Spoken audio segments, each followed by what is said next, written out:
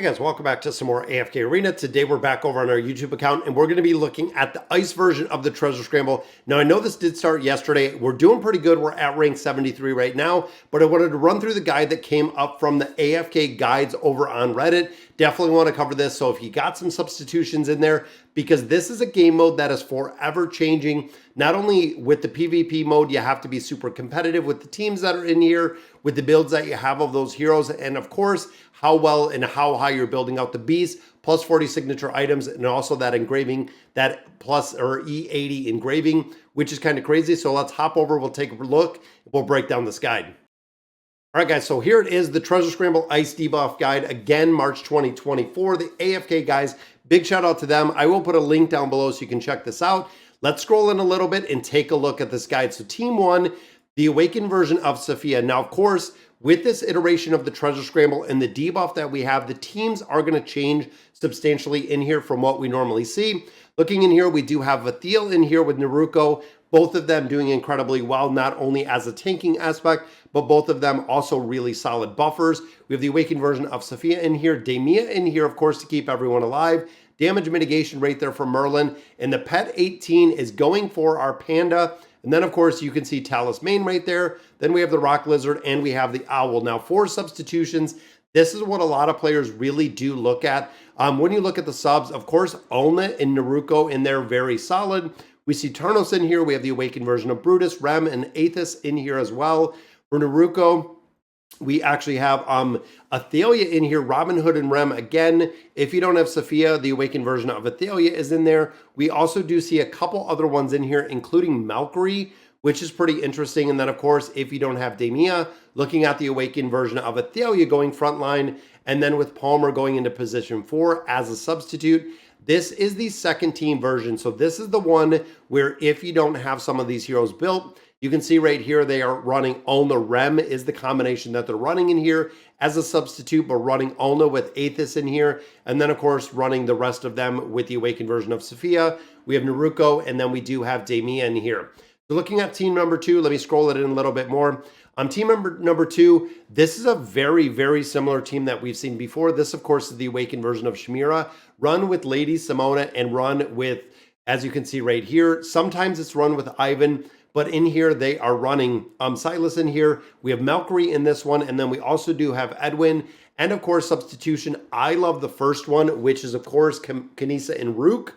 If you have them, it works incredibly well. But you can see they're sticking to a lot of Greyborn. So we do see Braun in here. Very interesting. I haven't seen him in formations utilized, really used as of yet. Awakened version of Baden. And then, of course, a bunch, including there is Kelthin down there. And then we do have Eugene and Gavis in here as well. We have the Awakened version of Leica, and we do have Olgath in here. And then, of course, looking at just kind of our regular ones, we have Tamris in here. We have Demia in here if you're not going for version 1. We also do have Robin Hood in here. Very, very cool to see. Number 3 is Ulnacio. Now, this, of course, is kind of, it was the stall team. This iteration, again, because of the debuff, and not really so much as a stall team, but when you put Ulna with Lucilla, of course, very hard to kill. If you do happen to kill her, she comes up. If you kill Liberta, she's going to protect it.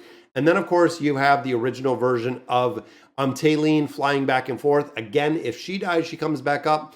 And Aethys provides crowd control, which is incredibly effective to burn these down. So this one, again, kind of a delay team. And the big thing you're waiting to do or trying to do is get the seal to do damage. As the 6th member of the team, the seal is really a huge primary hero to really build in here. And then, of course, substitutions. A lot of players do run Thorin in here. If you don't have Aethys built, Thorin works incredibly well. If you don't have the original version of Taylene, the Awakened version of Taylene or Matria will work incredibly well with the SP effects in here. And then, of course, some variations where if you don't have Liberta, we also do see Flora in here and a couple other heroes that are very hard to kill. And if you do have the Awakened version of Lucius, that is actually being run with Ulna and the Dancers. So very interesting combination in there with the Ice Crown instead of running that seal. Team number 4, we get into the hypos. Now, of course, we thought that there was going to be a resurgent or a reiteration with the abilities that Kelthin does bring to these teams. And we can see it right here, guys. If you're running Zolrath, you have the delay coming in. You have Kanisa and Root for the crowd control. Matria, of course, for the SP effect in here, but also the damage. Healthin, and then we have Olgath in here. And of course, the Shroom Spooter is going to allow them to taunt. So he is actually going to take a majority of the damage with the taunts and also the crowd control in there, which works incredibly well.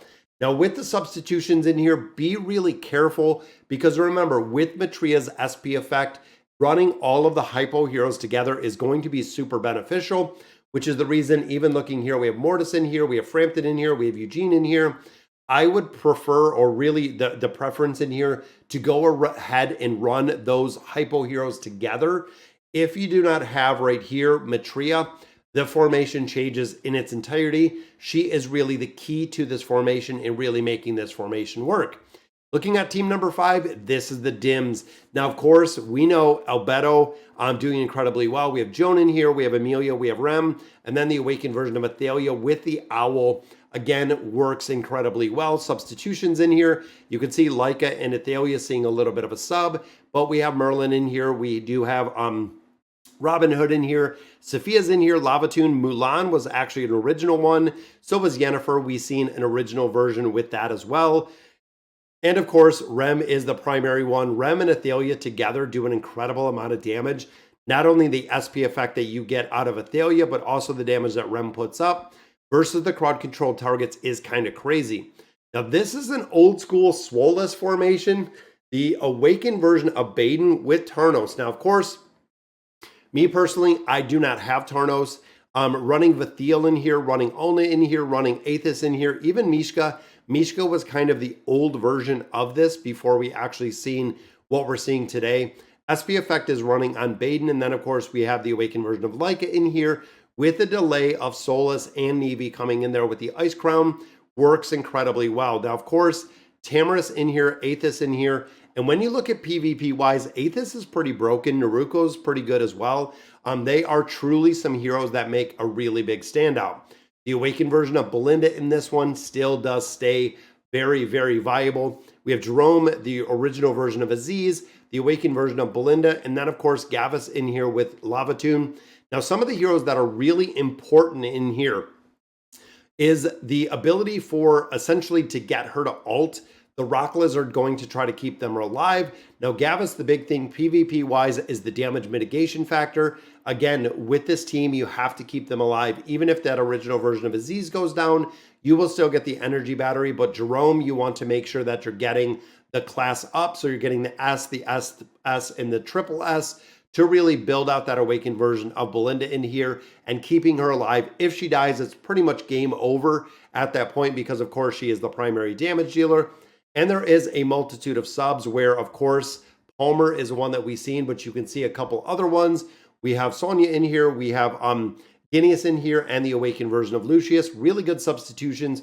Rain used to be the original one that we actually ran in here, or the awakened version of Thane. But again, as we kind of progress, it changes up quite a bit in here. Then, of course, looking at our final bonus teams, this is kind of a bonus team. It's very, very burst. So depending on who you're facing, this can make a big difference, but most of these heroes are used in other formations. If they're not in the primary formations, you'll actually see them in the substitute formations, which do, again, work incredibly well. So when you look at this kind of big picture, and I want to kind of point this out, is looking at the guides, looking at the PvP aspect. When you start looking at this big picture, you really see a very common theme of the synergy that we've seen between all of these heroes in a multitude of game modes. How you always see, Shamira run with Lady Simona, run with Ivan usually, run with Silas in here. But you can see kind of how we have a lot of these heroes run through, even in the Matria comp, the Dim comp, the Swolless. A majority of these comps don't really change because of the synergy that is created between these heroes. So again, guys, that is going to do it for today's video. I'm going to put the link down to the guide down below. Let me know in the comments what you guys think. And as always, thank you guys for watching.